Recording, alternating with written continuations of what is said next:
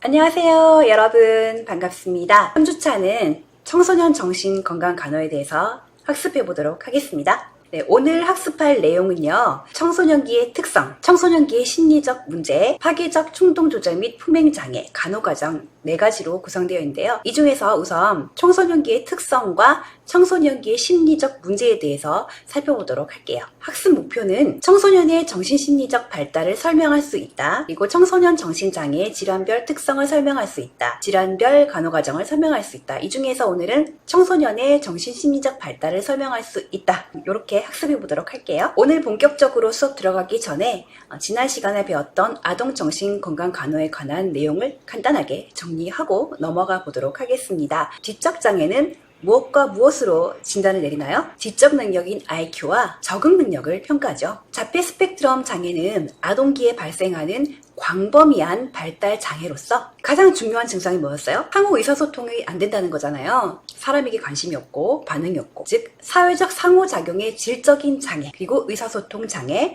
언어 행동 장애를 주 증상으로 한다입니다. 3번 ADHD의 3대 증상이 있었어요. 뭐였죠? 부주의, 산만성, 그리고 충동성, 그리고 과잉 운동이었어요. 4번 ADHD의 주 치료 약물은 각성제로서 메칠페니데이트였습니다. 5번 단일 혹은 다양한 운동틱이나 음성틱에 하루에 여러 번 4개월에서 12개월 이내로 나타나는 경우를 일과성 틱 장애라고 했습니다.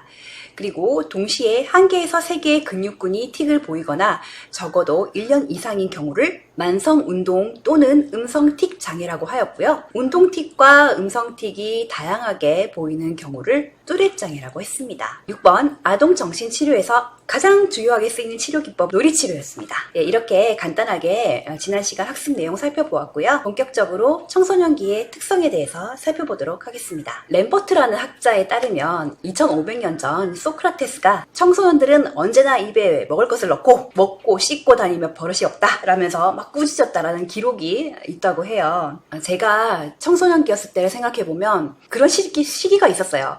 매사에 반항적이고 부정적이고, 왜 어른들은 자꾸만 이렇게 하라고 저렇게 하라고 강요만 하는지, 왜 세상은 내 뜻대로 다 이루어지지 않는지, 불공평한지 막 의문을 가지고 막 그렇게 고민하고 반항하고 했었던 기억이 나는데, 제가 이제 기성세대가 되고 보니까 쟤들은 왜 저렇게 행동을 하지? 예의가 없지? 이런 식의 생각을 할 때가 있더라고요. 현대인들도 기성세대와 청소년들과의 가치관의 차이라든지 여러 가지 이제 의견 대립이라든지 이런 것 때문에 충돌이 많이 생기는데 2500년 전에도 똑같았다는 거예요. 되게 신기하게 느껴졌었는데요. 물론 시대가 변하면서 과거하고는 지금하고는 양상이 다르기는 하지만, 그래도 발달 단계에 따라 나이에 따라 그 세대에서 생각하고 있는 사고방식이나 감정들이 기성세대, 그러니까 다른 발달 단계를 거치고 있는 세대와는 다르기 때문에 충돌을 하고 갈등을 겪고 있는 게 아닌가, 이런 생각이 들었어요. 자, 그러면 어떤 사람들을 청소년이라고 할까요? 어떤 사람들을 성인이라고 할까요? 보통 청소년이다 하면 고등학교 다닐 때까지 청소년이라 하고 20살 이후 대학에 들어오면 성인이 되었다라고 하잖아요. 만 20세가 되면 성인의 날 기념 행사 이런 거 하고 장미꽃 받고 하는데, 청소년과 성인을 나누는 기준이 뭘까 생각해 보셨나요? 제가 방금 전에 얘기한 거는 이제 나이로 구분한 거예요. 대개 이제 남성은 14세에서 21세, 여성은 12세에서 21세까지의 연령층을 의미한다고 봅니다. 이 청소년이란 단어는 에들레셀에 성장하다, 성숙하다에서 유래를 하였는데요. 아주 예전에는 중요하게 여기지 않았지만 1950년대부터 하나의 발달 단계로 주목되기 시작했어요. 이 청소년기는 여러분들도 거치셨겠지만 정서가 불안정하고 반항적이고 매사에 도전적이고 불안정한 특성을 가지고 있어요. 그래서 어른도 아니고 어린이도 아니고 이제 과도기적인 존재로서 이해할 수 있는데요. 요즘에는 성장 발달이 굉장히 빠르기 때문에 신체적으로는 이미 어른인데 정서적으로는 아직 좀 미숙하고, 또 사회적으로 벽적으로 어른으로 인정받지 못하는 애매한 위치에 있는 것이 청소년이 아닌가 않을까라는 생각이 들어요. 보통 개구리 같은 경우는 올챙이에서 변태라는 과정을 통해서 갑자기 외형이 확 바뀌잖아요. 우리 인간은 그런 변태의 과정을 거치지는 않지만 이 청소년기 때 어린 아이의 체격에서 갑자기 폭풍 성장을 하면서 외형적으로 엄청난 변화를 겪게 됩니다. 특히 이제 2차 성징을 통해서 키가 폭풍적으로 성장하고요. 골격이 탄탄해지고 털도 나고 여성은 여성답게 남성은 남성답게 변해가죠. 근데 요즘에는 그런 시기가 좀 빨라져서 초등학교 한 3, 4학년, 5학년 이 정도가 되면 2차 성징이 나타나기 시작하더라고요. 우리가 보통 생각하기로는 청소년기 하면 신체적인 변화가 일어난 시기다라고 생각하기 쉬운데 청소년기에서 초기 청소년기, 그러니까 청소년기가 막 시작되는 사춘기에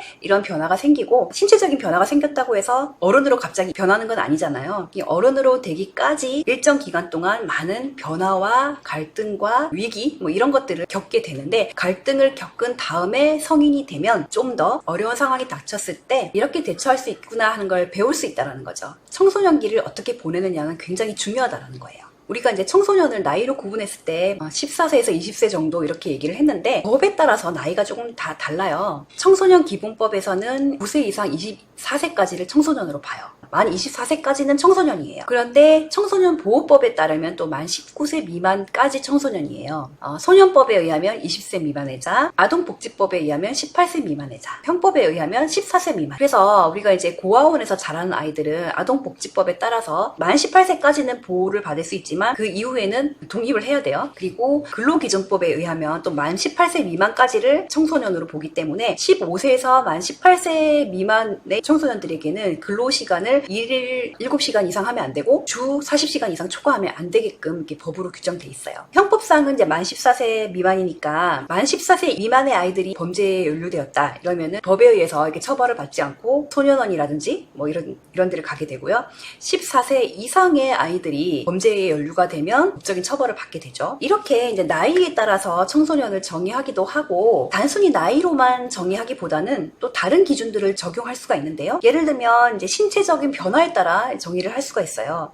그러니까 완전히 아이 같은 이제 몸이다. 그럼 내가 이제 16세지만 아직 2차 성징이라든지 키의 변화가 전혀 없다. 늦는 아이들이 있잖아요. 그러면 이 아이는 아직 청소년이 아니다. 이렇게 볼 수도 있는 거고 사회적인 기능에 따라서 청소년과 성인 이렇게 구분을 하기도 하는데요. 결혼을 하거나 취업을 해서 독립을 하거나 그런 경우에는 성인으로 인정을 하고 그렇지 않은 경우에는 청소년이라고 보는 거예요. 이런 경우에는 40살이 돼도 결혼을 못하고 취업을 못하면 성인이 아닌 거죠. 그리고 이제 정신심리적 발달 상태에 따라서 구분하기도 하는데요. 다른 사람의 간섭 없이 스스로의 행동과 감정을 통제할 수 있을 때 비로소 성인이다 이렇게 보기도 한다라는 거죠. 그래서 이렇게 다양한 기준에서 각 발달 단계를 정의할 수 있는데요. 어느 것이 정답이다라고 할 수는 없지만 우리가 일반적으로 국가 안에서 국민으로서 살아가고 있기 때문에 법에 영향을 받을 수밖에 없잖아요. 그러다 보니까 편의상 나이를 가지고 구분하는 것이 일반적으로 보편화되어 있다 이렇게 보시면 될 것 같아요. 최근 학자들은 청소년기가 연장되고 있다고 보고 있어요. 왜냐하면 점점 대학을 가는 사람이 많고 또 대학을 졸업한 다음에 취업을 하기까지 또 시간이 걸리잖아요. 그 취업을 했다고 해서 바로 결혼을 할 수 있는 것도 아니고 그러다 보니까 독립적으로 생활을 하는 것을 성인으로 봤을 때 거기까지 걸리는 시간이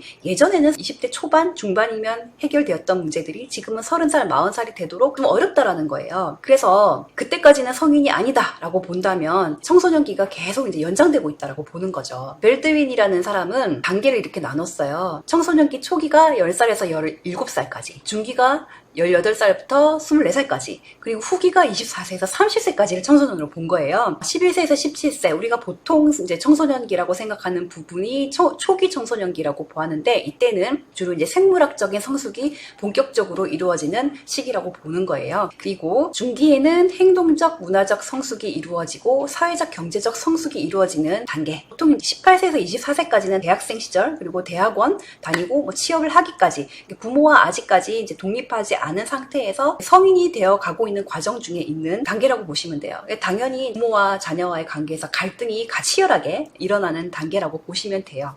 그리고 후기는 24세에서 30세인데 이 단계에서는 진정한 성인 세계로 진입을 하는 단계로서 하지만 인간관계, 직업 이런 부분들이 아직 성인이 이르지 않았기 때문에 아직까지는 불안정하다라고 이제 보았다라는 거예요. 하지만 이 시기에는 보통 취업을 하고 이제 직장 생활을 하고 성인으로서 독립된 생활을 하기 하기 시작하는 단계이기 때문에 중기 때보다는 조금 더 안정되고 부모에 대해서 조금 이해하게 되고 부모와 의사소통이 조금 원활해지는 단계이고, 취업이라든지 결혼을 통해서 새로운 동료 집단을 형성하게 되고, 생산적인 일들, 앞으로 내가 할 수 있는, 해야 되는 일들에 대해서 좀 더 전념하고 앞으로 전진할 수 있는 단계라고 보았던 거죠. 네, 그러면 청소년기의 특징에 대해서 한번 살펴보도록 할게요. 청소년기는 아동기에서 성인기로 전환하는 과도기인데요. 자기중심적인 사고에서 벗어나서 추상적인 사고가 가능한 시기입니다. 피아제의 인지발달 이론에서 보면 그 청소년기가 되면 연역적인 사고가 가능하고 추상적이고 논리적인 추론이 가능하다, 이렇게 얘기를 했는데요. 이 시기에 가설을 설정하고 그 가설을 증명할 수 있는 그 논리가 가능해진다는 것이죠. 그리고 신체적 성장과 발달이 급격하게 진행이 되면서 골격이 완성되는 시기입니다. 제2 성장 급등기라고 볼 수 있죠. 에릭슨은 발달 단계 중 청소년기에서 이루어야 될 발달 과업을 자아정체감 대 역할 혼란이라고 했습니다. 이 시기에는 자아의식이 발달하면서 고독에 빠지기가 쉬운데요. 이제 항상 이상과 현실에 대한 갈등이 항상 존재해요. 그래서 자기만의 색에 빠지게 되고 방황하게 되고 혼란스럽게 되고, 그러다 보면 이제 고독에 빠지게 되는 거죠. 성적으로 성숙하고 감정 기복과 극단적인 정서 변화가 심해지는 시기라고 볼 수 있습니다. 청소년기 때는 방금 전에는 막 즐겁게 하하하하 웃고 까르르 넘어가다가 갑자기 화를 내고 막 우울해지고 급좌절하고 그랬다가 다시 또 기분 좋아지고, 이렇게 감정 기복이 심해지는데요. 물론 성인이라고 해서 그렇지 않다는 건 아니지만 성인과 비교했을 때 청소년기에 그런 감정 기복이 좀 더 심하다라는 거예요. 뭐 호르몬의 영향일 수도 있고 여러 가지 발달 단계상에 그럴 수밖에 없지 않나 하는 생각이 들어요. 이런 이제 극단적인 정서 변화라든지 뭐 부정적인 감정이라든지 감정 기복이 심하다든지 이런 거는 나쁜 게 아니에요. 왜냐하면 이제 어린 아이일 때는 그냥 부모의 보호를 받고 그냥 마냥 좋은 거잖아요. 현실을 잘 모르고 있다가 점점 현실에 대해서 깨우치고 내가 스스로 독립해 나가기 위한 성장의 발판이 되어야 되는 시기이기 때문에 혼란과 방황은 당연한 거라는 생각이 들어요. 그래서 이런 혼란과 방황을 잘 극복을 하게 되면 성인이 될 수 있는 거죠. 그리고 이 시기는 심리적인 이육이라고 하는데요. 부모로부터 심리적으로 독립을 하게 되는데, 물론 경제적으로나 사회적으로는 완전히 독립하지 못했지만 이제 심리적으로는 독립을 마치고 독립을 할 수 있고 독립을 할 수 있도록 자아 정체감이 형성되는 시기입니다. 그리고 이 시기는 어린이도 성인도 아닌 주변인으로서 존재하는데요. 어린아이가 아니기 때문에 너는 아이도 아닌데 애처럼 왜 그러냐 뭐 이렇게 질타를 받기도 하고, 근데 이제 성인처럼 행동을 하면 너는 아직 어린데 어른처럼 그렇게 하느냐 뭐 이렇게 어느 곳에도 속하지 못하는 그런 이제 양상이 있기 때문에 주변인이라고 칭하게 되는 거죠. 질풍노도의 시기이고 제2의 반항기라고 합니다. 항상 이 시기에 기존 세대에 저항하고 반항하고 의문을 품고 논리적으로 따지고 그렇게 하는 시기죠. 프로이드의 발달 단계에서는 생식기에 속합니다. 청소년의 성장 및 발달 특성에 대해서 살펴보도록 할게요. 구체적으로 살펴보면요. 신체적인 성장과 발달은 키가 급작스럽게 크고 생식기가 성숙을 하게 되면서 제2차 성징이 발현하게 되죠. 그래서 뭐 어깨가 넓어지고 음모가 자라고, 그죠? 여성은 menstruation 시작하고 그런 식으로 어른의 골격으로 이제 바뀌게 되는 거예요. 골격과 근육이 급격하게 발달이 되고 바디 이미지의 변화가 생깁니다. 성적 발달은 여성은 12세에서 13세, 남성은 13세에서 14세. 근데 약간 여성이 조금 더 이제 2차 성징이 빨리 오는 경향이 있어요. 이때부터 성적 친밀감이 중요한 관심사가 됩니다. 정서적인 발달은 기분의 변화가 작고 불안정하고 감정에 따라 끌려다니기 쉽습니다. 그리고 양가 감정이 전형적입니다. 인지 발달을 살펴보시면 인간의 정신적인 체계가 발전해서 인지 구조가 거의 완전히 형성되고 지적인 면에서 성인 수준에 도달하는 시기인데요. 지각, 상상력이 발달하고 사고 기능이 강화됩니다. 청소년 초기에는 아동기적인 행동도 있지만 중기 이후부터 논리적이고 문제해결적인 사고가 발달하게 되고 비판적인 사고도 발달하게 됩니다. 피아제는 이 시기를 형식적 조작기라고 했어요. 이때에는 추상적인 사고가 가능하다고 했어요. 사물이 눈앞에 존재하지 않아도 두뇌로 상상할 수 있다는 거예요. 그리고 연역적 사고가 가능하고 메타인지가 가능합니다. 그리고 이상주의적인 사고를 하게 되는데요. 이상과 현실이 일치한다고 생각을 해요. 근데 사실 우리가 살아가다 보면 이상은 이상이고 현실은 현실이잖아요. 성인이 되면 살아가면서 그런 경험을 많이 하기 때문에 뭐 그런가 보다 이렇게 하게 되는데, 청소년기 때는 현실과 이상 사이에 괴리가 있는 거를 견디지를 못해요. 그래서 굉장히 비판적이고 비관적이기도 하고 따지기도 하고 그렇게 되는 거죠. 그래서 기성세대와 충돌하게 됩니다. 그리고 자기중심적인 사고가 다시 나타난다고 했어요. 우리가 이제 아동기 때는 자기중심적인 사고를 하다가 청소년기가 되면 타인을 배려해 줄 수 있는 능력이 생겨요. 그렇지만 이제 사춘기 때 일시적으로 자기중심적인 사고가 나타나기도 하는데요. 대표적으로 상상적 청중과 개인적 우화라는 사고가 있어요. 상상적 청중은 자신의 행동이 모든 사람의 관심의 대상이라고 생각하며 타인은 자신에게 관심을 끌고 집중하고 있는 관중 혹은 청중으로 생각하는 거예요. 그러니까 내가 무대에서 열연하는 주인공이고 모든 주변 사람들은 나를 이렇게 집중해서 바라본다라고 생각하는 거예요. 그래서 청소년기 때는 그런 거예요. 내가 길 가다가 살짝 삐끗했어요. 넘어질 뻔했어요. 근데 사실 주변 사람들은 관심 없어요. 그런데 나는 화살짝 혼자 놀라는 거예요. 누가 나를 흉보면 어떡하지? 너무 넘어질 뻔한 거 본 거 아니야? 뭐 이렇게 되는 거예요. 그죠? 지나치게 그런 부분에 이제 남들을 의식하고 과민하게 되는 거죠. 그리고 개인적인 우화라는 게 있는데요. 이거는 자신의 경험은 너무너무 독특하다 못해 특이하기 때문에 다른 사람과는 다르다라고 생각을 하는 거예요. 근데 이게 뭐가 위험하냐면, 이제 만약에 오토바이 폭주를 한다든지 아니면 이제 성적 충동이 막 있을 때 돌발 사고가 생기기 쉽다는 거예요. 근데 청소년들은 어떻게 생각하느냐면, 나한테는 뭐 내가 오토바이 폭주를 해도 사고가 일어나지 않을 거야. 성적인 충동으로 인해서 이성과 관계를 맺었을 때 나한테 뭐 임신이나 뭐 이런 불행한 사건이 일어나지 않을 거야. 나는 달라. 다른 사람과 다르니까 이렇게 이제 생각한다라는 거죠. 이렇게 이제 자기중심적인 사고가 있습니다. 사회적 발달입니다. 집단을 형성하고 가정 밖으로 나와서 자립을 원하는 시기이죠. 친구들을 많이 사귀게 되고 사회적 관계가 넓어지고 또 이제 이성에 대한 관심이 막 이제 증가하면서 결혼에 대한 욕구가 막 강화되기 시작합니다. 그리고 특히 남자들은 동년배 그룹을 통해서 위로를 구하려고 하게 됩니다. 인격 발달입니다. 아동기 성격의 새로운 발달과 경험으로 성격이 수정이 되는데요.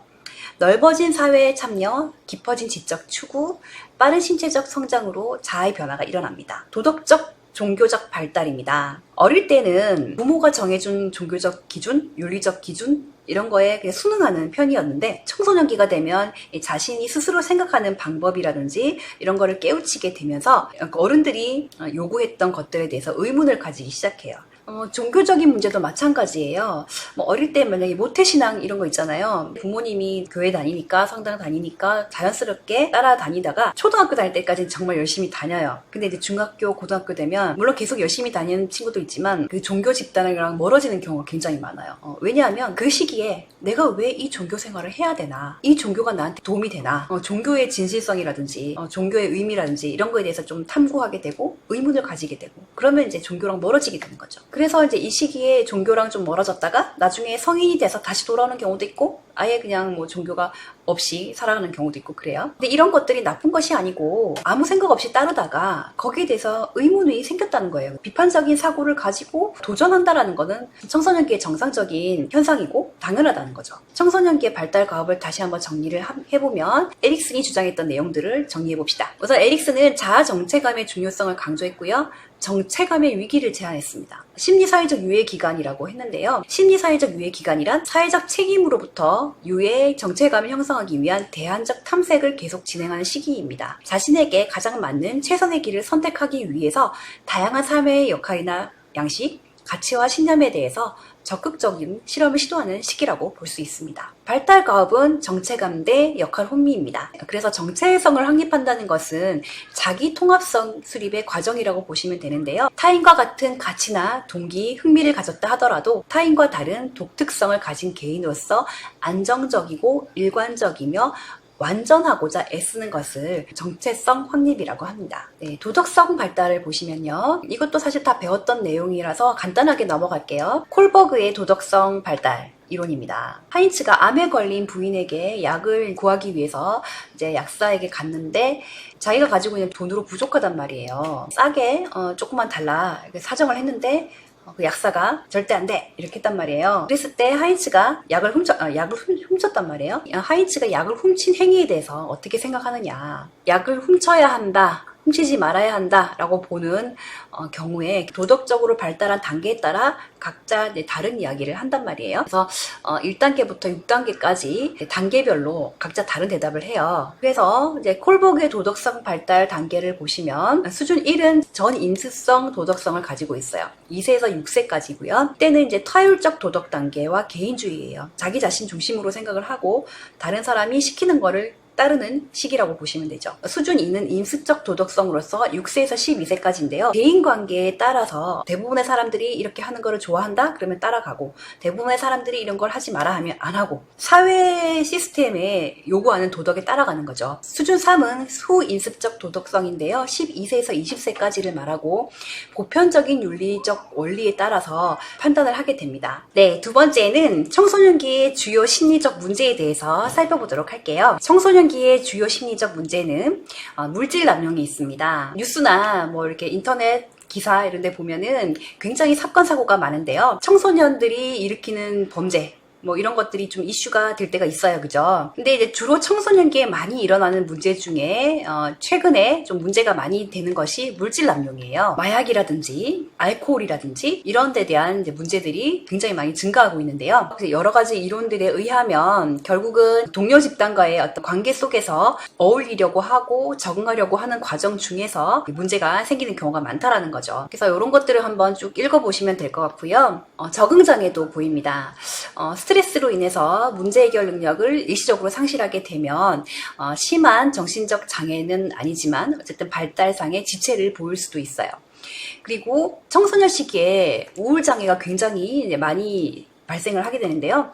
우리나라 청소년들이 OECD 국가 중에서 우울증 자살률이 또 1위예요. 청소년 시기 자체가 감정의 기복이 심하고 또 적응을 하는 과정에서 문제가 있기 때문에 우울장애가 생길 수가 있는데, 특히 우리나라는 학업이라든지 경쟁에 대한 어떤 지나친 부담감 이런 것들 때문에 또 이제 우울증이 많이 생길 수가 있어요. 뭐 임상 양상 이런 걸 보시면 무감각, 냉담, 수다스러움, 지나친 활동 뭐 이런 것들이 있을 수 있고요. 비행으로 나타나기도 하고, 결국은 이제 학교 성적이 떨어지고 학교에 적응하기 힘들고, 때로는 강박행위나 전환 반응 혹은 이제 극단적으로는 조현병 등의 정신증을 초래하기도 합니다. 우울과 가장 관련 있는 것이 자살이잖아요. 네, 이런 우울한 감정들이 어떤 계기가 생기게 되면 자살로 이제 행동화가 되는데요. 특히 청소년기 후기와 20대 초기에 급격하게 증가가 되는데요.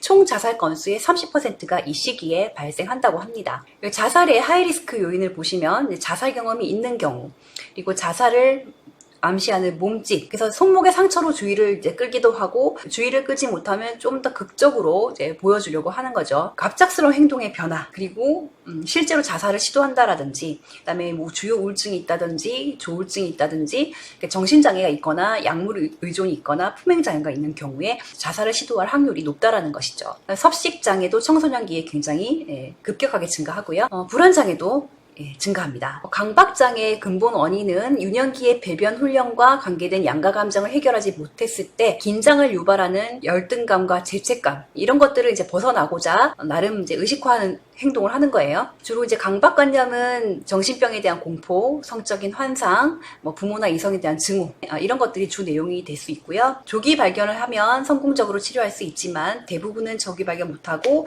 성인기까지 지속되는 경향이 있어요. 그리고 성적 부진, 여러 가지 이제 심리적인 문제들이 당연히 학교 적응과 성적 부진에 영향을 주게 되고 인생의 실패자로 여기게 되는 것이죠. 이 시기에 적응에 실패하게 되면 뭐 우울증으로 자살을 시도하기도 하지만, 반대로 충동적으로 자신의 행동을 통제하지 못함으로써 자신의 감정을 타인에게 피해를 주는 쪽으로 해결을 하고자 하기도 해요. 그래서 뭐 이렇게 싸우고 폭력을 저지르고 때리고 부수고, 그죠? 이런 식으로 이제 행동을 하게도 되는 거죠. 사성징이 일어나는 시기로서 몸은 거의 이제 어른수하게 되잖아요. 성적인 호기심과 관심이 증가하기 때문에 그런 쪽 관심을 가지게 되죠. 그러면서 실제로 또 이제 그런 성적 행위를 하게 되고, 또 거기에 대한 죄책감, 불안 이런 것들이 증가하게 됩니다. 그리고 일시적으로 동성애를 경험하기도 하고요. 임신과 유산에 대한 어떤 심리적인 반응, 이런 것들도 이제 볼 수 있습니다. 이렇게 우선 청소년의 심리적 문제에 대해서 한번 설명했고요. 다음에는 본격적으로 청소년기에 나타날 수 있는 정신적인 문제들에 대해서 살펴보도록 하겠습니다.